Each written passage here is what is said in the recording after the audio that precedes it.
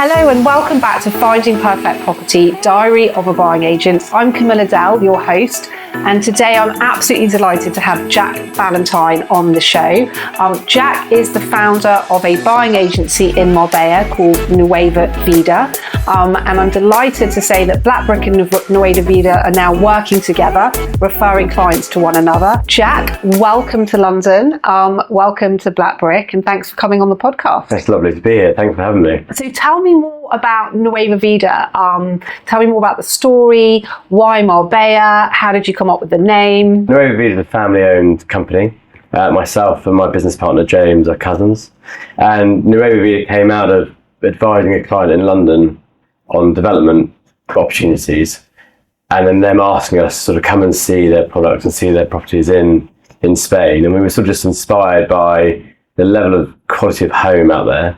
Yeah. But the real disparity and lack of service on the buying side. Yeah. And we sort of saw an opportunity there, sort of step in and offer a really sort of wholesome in-house buying agency service. Nueva Vida, which means new life. So it's a great name. But before your journey there, you were head of the Asia desk at CBRE for a number of years. So how did that experience help you with being a buying agent and what you do today? Massively. I was in a really fortunate position where I was able to advise FTSE 100 developers in London, private developers, and really understand buyer profile and really understand what the buyer is looking for, from the design of the home through to the buying experience. I just learned so much, especially about those international buyers, and that fabric of what they're looking for and what they need. Yeah. And that's helped us sort of develop our service as a sort of hand-holding process. Yeah. You know, someone that has never bought anything in another country before,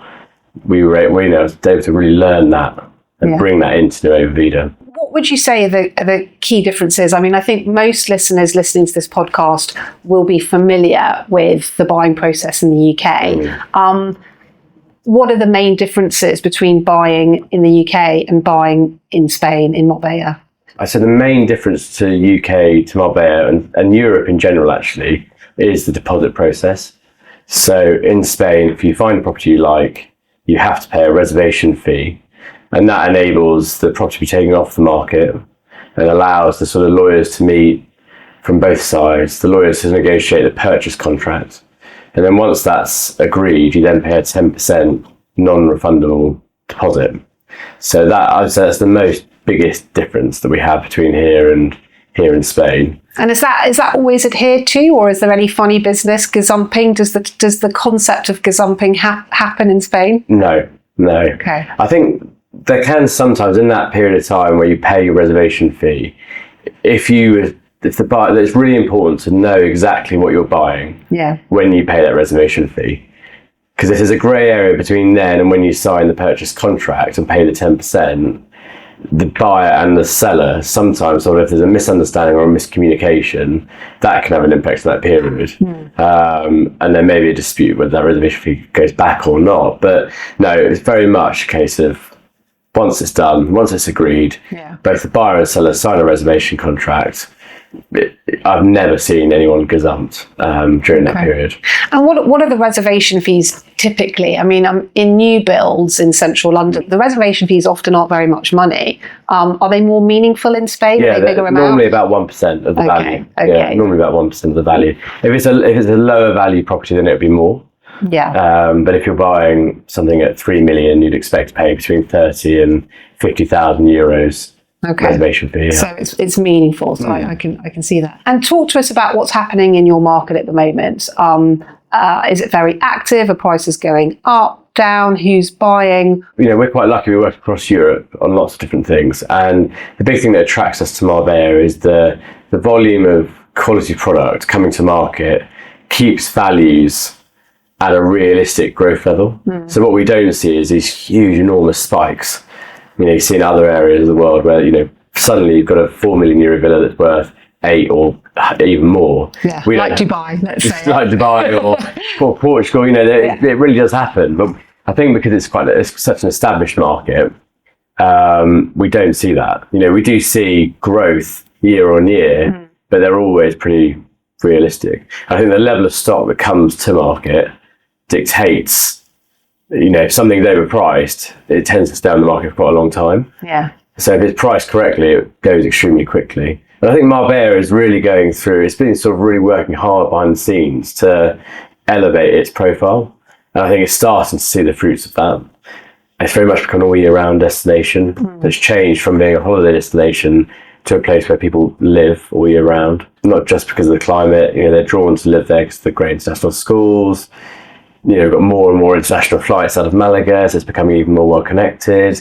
So I think Marbella has become a real place to live rather than just a holiday destination. Yeah. Do you think it's benefiting from what's happening here in the UK with, UK res non-doms potentially leaving? Is it more tax-friendly jurisdiction? There's tax-friendly opportunities for high net worth and ultra high net worth clients to live there. It's not a lower tax environment, but the Andalusia government in particular are very pro sort of encouraging high net worths to live in Andalusia. So there is favourable buying taxes have never been lower, things like that. What are the buying taxes? The stamp duty is 1.2%. Wow. Regardless of the value of what you're buying? Regardless of the value of what you're buying. That's very low. And it's come down from 1.5 to 1.2. Gosh. And you would think that would fuel quite significant price growth. It's fueled demand. Yeah. But I think the volume of stock, the volume of properties coming to market, sort of always stabilises that demand level. Okay. I think in brand new developments, the values there have certainly benefited from that. I mean, they've gone through the roof. Yeah. They're really high. But the villa market, which we specialise in more of, that's sort of stayed quite stable. And so once you've paid your stamp duty, are there any other costs, like notary costs or ongoing annual costs that buyers need to think about? So a property transfer tax of 7%, and then and the seller pays that. Yeah. The notary fees and legal fees normally are about 1 to 1.5% in total of the value to pay. So the buyer pays that. And it's very involved, which I think is something I really like about the notary system. Yes. It's worth the money you pay because it's very involved. There's very strict time frames in place. So the lawyers on both sides know exactly what they're working to. Yeah. So if you've got a completion date, it's very unlikely that it slips. Yeah. Sometimes it might slip because you're waiting for something to come back from a town hall or a mortgage to have the paperwork sort of sorted out. But when it does slip, it's unusual, and that time frame's great for buyers because they know exactly what to expect. Moving on from taxation, who's buying in Marbella at the moment? Marbella traditionally, and it's still very prevalent now, has about a 25 to 28% UK buyer profile, and then everything around that sort of fluctuates and changes with their own sort of home trends or taxation. So we've gone through a period of real sort of Scandinavian, Nordic demand. Now we're seeing an increase in American demand, which we've not really had before. But areas like Sotogrande have always sort of sat quite well with Americans. So there's now that sort of coming into place. So it changes a lot in terms of where the other demand is coming from. Yeah. But it's very much sort of ultra high net worth families sort of really looking for an all year round destination that's easy to live in. Yeah. I think that's the number one thing. They're coming from all over the world, but they're all looking for a similar thing. And I think, Marbella has a lot of wellness and a lot of lifestyle benefits that people look for. So you tend to get a lot of like-minded people, which makes it a great community. People buying there to invest and rent their properties out. Do you see much of that happening? Yeah, we do. Yeah, absolutely. From people buying apartments through to people buying villas, adding value and renting those out. We're working on several homes at the moment on behalf of private clients that we've acquired. We're renovating, and they will hold those and rent those rather than resell them. Yeah. In the past, they would always resell those homes, but now actually, they're seeing such high demand for top-end villa rentals, and the rental rates are so strong that they're actually deciding to hold on to those as an asset. What would you say that the yields are typically? Sort of, I would say low season yields are around 10 to 12%, but high season are a lot higher. Wow. Yeah, a lot higher. So there's a real there's a real investment case then with those sorts of yields. Huge, yeah. Not just capital value. Yeah. That revenue pays a really good return. And there's no restrictions in your market in terms of who can buy and who can invest. Yeah, none whatsoever. Yeah. I mean, there's of course, KYC and all that sort of stuff in place, but there's no restrictions whatsoever. Yeah. No. And how do the locals view having so many overseas buyers buying property in Marbella and Sotogrande? How are they viewed by the locals? Unlike other areas at the moment, very happy to have international investors and international people living there. I think the thing with Marbella and Sotogrande to a degree, but Sotogrande is much more of I would say a holiday destination rather than an all-year-round destination. It's been that way for tens and tens of years. So everything around Marbella is built towards that market.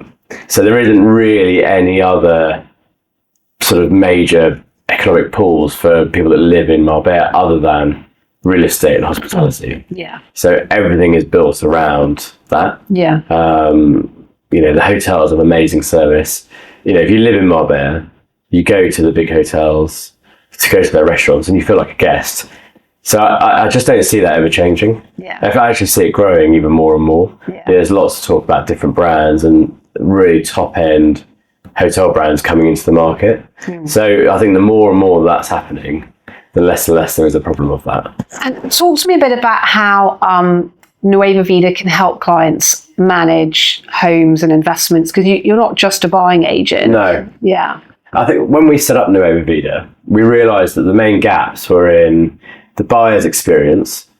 So when they arrive, we have a private driver who picks them up from the hotel or picks them up from the airport, and they don't have to worry about a single thing through to actually after they bought it.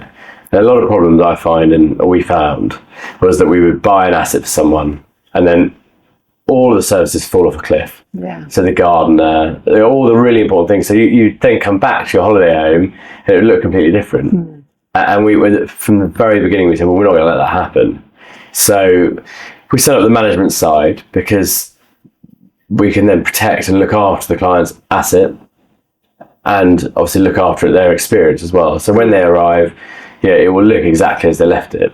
And whether that be just fresh linen on the beds or a fridge full of whatever they want, or the chef, drivers, but also the grounds. So these villas cost a lot, but they also cost a lot to maintain if you don't maintain them.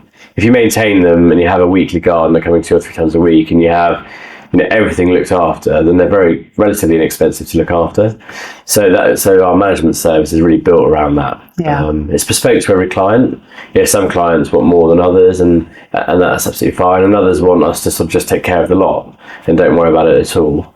But it's very transparent. They get a weekly report. They get weekly pictures. They can see exactly what's needed. Also planning ahead. So if they say, well, we're not coming for a year, could you look at doing this? We're putting a 500 square metre basement into a villa, which starts in September. Yeah. They're not going to use it for a year. When they come in a year's time, they'll have an extra 500 square metres of space that they didn't have before, with a spa and gym. So it's really extremes. It's either like just leave it as it is and it's looked after and it looks perfect, or it's full, the full next level renovation. Fantastic. And what about security in Marbella? Would you say it's a safe place? I mean, I've always found it to be a really safe place. I think it's like anywhere in the world. It's the best way I describe it is if you are looking for trouble, in London, we're in Mayfair here, if you're looking for it, you'll find it. I think with Marbella, I would say it's like anywhere. You've just got to be conscious of what you're doing. You've got to make sure you've got the right security systems. Most of our homes either have an AI camera-based system or they have someone that's there overnight. I would really insist on that because that's quite a common thing to have in Europe. And it's just sort of being conscious. But in terms of security levels, police in Spain, in Marbella especially, are very pro making sure that everyone feels comfortable and confident. So it's a friendly place. You arrive, you're well looked after. And so I think there is a conscious effort But I do think it's important to be wise to the world. Yeah. What about the quality of construction? There's quite a lot of new build in Marbella. Yeah. How is the quality compared to, the best developments in London? Would you say it's on par or not? I think there's some amazing developers that really, they've really got a good eye. The difference, I'd say, is in comparison to London, to Spain, is I think their choice of materials and their choice of even soft fixtures, light switches, things like that, is more drawn from sort of wider Europe. So I think there's gaps. We quite often will make quite a lot of changes to a client's home that elevates the home to being something they're used to in the UK or Dubai or wherever it is. But I think that's quite developer specific. I think that eye for detail and design in Marbella is really strong. Especially that sort of Andalusian Scandinavian look, that. I mean, I love that look myself, but they really nailed that. And the quality of product, tiles, flooring, carpentry, it's really strong now. It's come on a long way. There's a lot of Dutch influence, so there's a lot of really good engineering done, great architects. I think it's in a great place. It has been for a while as well, I'd say. But anyway, we do a lot of pre-completion checks for a reason. Because I think you've just got to, again, make sure it's the right standard and the right specification. Yeah. Jack, I want to talk to you a little bit about global warming. Europe's getting hotter. I'm off to Italy next week. I'm already really worried about what the weather's going to be like and whether I'm going to be able to do anything during the day. How do you see that affecting your market over the next few years? I think Marbella is quite unique. So we've got a mountain called La Concha, and Marbella is surrounded by a mountain range. So the temperature doesn't really exceed 35, 36 in the summer. And so that's quite an attractive thing. People are attracted to moving down there for that reason. I think there's a definite conscious decision-making process that people are going through. Not all clients, it's not as important to some as it is to others. But I think, like anything, there's a mass, Spain especially, and I think in Europe in general, there's a huge gap between what the consumer really wants to do in terms of the buyer, from adding solar panels and that sort of thing, to actually being able to, the grid, facilitate that. And so I think that's the problem at the moment. We've got a couple of things on hold at the moment to do that would be amazing for the environment. It makes it so much sense to do it. But there's no way the grid can handle that, and so there's no benefit to the buyer. So I think it's definitely on people's minds, but I think we're not there yet. I think we're quite far behind getting there yet. Talk to me about some of the transactions you've been involved with. Obviously, I totally appreciate client confidentiality, so I'm not asking you to break any of that. But if you had to pick, your top acquisition that you've ever done for a client over the last few years, what would it be? We never talk numbers for clients, but I'd say we can talk rough numbers, surely. We were involved in the highest sale in Marbella in the last, a record sale in Marbella. But I think the best sale or sort of acquisition we've done in recent years was for a client friend of mine who built an amazing business. And I don't think he'd ever really believed he would ever be in a position where he'd be buying a home that he bought. But they're quite this stunning, ultra modern, blended with exposed concrete and self-rusting pillars villa with the most incredible views. And I'm lucky, I go to that house a lot, spend time with friends and a client, and it just feels so good to see them enjoying it. And that was a beautiful home in La Quinta. So you're on the golf courses, you're 5 minutes to everything. That's by far the favourite acquisition we've done to date. Fantastic.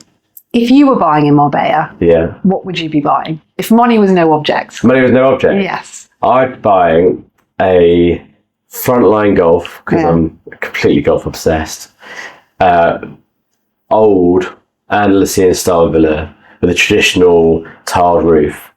And it would be on one floor, huge lateral space, and I would completely gut it. and make it, completely open plan, but just retain that sort of Andalusian roofline.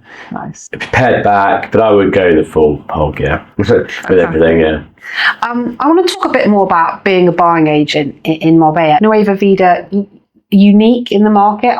Do you have competitors? Are there other buying agents? No, there are. I mean, there are. What Marbella has is there's a listing agent who markets the properties and provides the marketing collateral to lots and lots of agents. But no, there isn't a dedicated buyers only agency. We decided to focus on that because that's where we felt we could add the most value. Yeah. And what we didn't want to be is just like everyone else. We don't need to be. We've built a good business, so we can afford to pay that time and attention to our clients' needs. Yeah. And that's built us a great place because now, as a result of us being well known for that, is we get access to loads of homes that aren't on the market yet, or if someone isn't thinking of selling but actually it's the right home, we can have a really easy conversation because we're involved. Yeah. So I think it gives the buyer a lot more sort of gravitas really within the market. And I think, the Marbella market, everyone sort of goes after the low-hanging fruit. But actually, there's a lot of time and effort that we put into our relationship with our clients that, we see as a long-term picture that's the most important. Yeah. How tricky is it for somebody to navigate the market without a buying agent in Marbella? I'd say you'd become extremely frustrated and you'd feel like everyone was looking after themselves rather than looking after you. Yeah. That's the number one thing. We pick up quite a lot of business from sales that haven't gone through or people's frustrations. Yeah. And if someone will refer us through word of mouth and say, do you know these guys? You should just have a chat with them. And because we're a family business, family values, they sit with us, we have a coffee with them or on the phone, their guard automatically drops and they realise that, we're here to look after them. Yeah. So I think without a buying agent, you could easily be frustrated and feel undervalued. Yeah. And that's not a place you want to feel when you're trying to buy a lovely home and have an amazing holiday home. Absolutely. What are your top tips for somebody considering buying a home in Marbella? Number one is people will try and rush you, but take your time. There is no rush. Number two is try before you buy. I think, and I say it to clients a lot, they say, well, I arrive on Monday, I can see you on Monday afternoon. I say, no, I won't see you on Monday afternoon. I said, I'm going to send our driver, he's going to pick you up, he's going to take you to one of my favourite restaurants for lunch, or he's going to take you to these places, and I'll see you on Wednesday. Take your time. When you come back next time and you want to arrive and you land and we want to go for you, then perfect, we can do that. But I really believe, almost pretend you live there, visualise and go and do the things you would do if you lived there or you had a holiday home there. So we've done things like we know we've got tennis mad clients, and there's a really good tennis club called Prince Romano Tennis Club. So we've arranged for the kids to go to the lessons. Because the kids are going to go to the lessons when they're there. So let's get them going now and see if they enjoy it.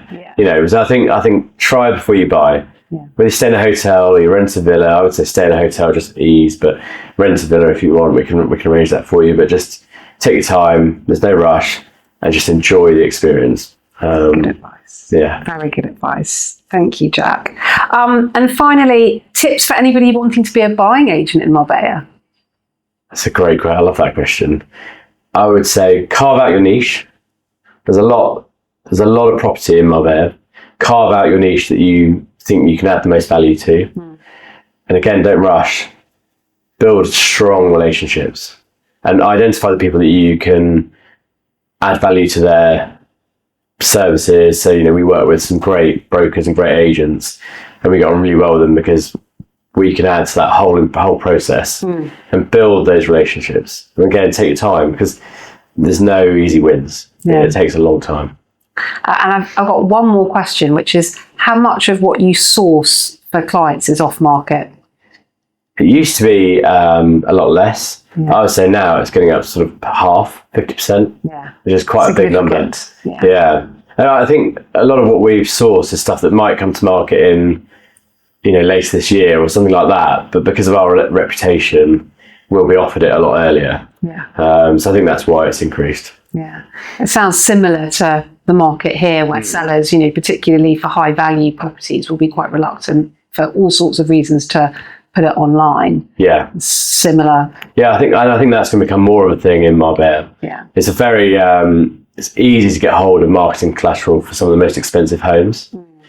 And I think if I was a buyer buying that home, I would feel uncomfortable people having so much detail of my home. Yeah. Because, retaining some privacy is really important. Yeah. So I think if you've got a good reputation and you're respected in the market, you'll get early access to those homes that would come to the market anyway. And there's others, we've been asked by people that know us by reputation or know us, to be honest, through golf, that they would say, well, look, do you have a buyer for my home? Or you're working with anyone that would be interested? And we've done deals that way. Yeah. So it's definitely increasing. Yeah. What do you think the future is for real estate in Marbella in terms of pricing? Pricing? Yeah. Is now a good time to buy? I think now is a great time to buy if you're an investor. I think that pricing is at its lowest it's going to be for years to come in terms of villas and buying. I think we're going to see a significant increase in the prime markets, but also the subprime markets. So I think if you're interested in buying, the next 6 months is the lowest it's going to be for a long time. And there will become a point where we get a lot less supply than we have now, and that will drive values even more. Fantastic. Jack, thank you so much. Thanks for having me. Pleasure. It's been great having you on the podcast. Thank you for your time. That brings us to the end of Finding Perfect Property podcast, Diary of a Buying Agent. Thank you so much for listening. Don't forget to like and subscribe on whatever channel you use. And if you're interested in buying property in Marbella, then please do reach out to either me or Jack. See you next time.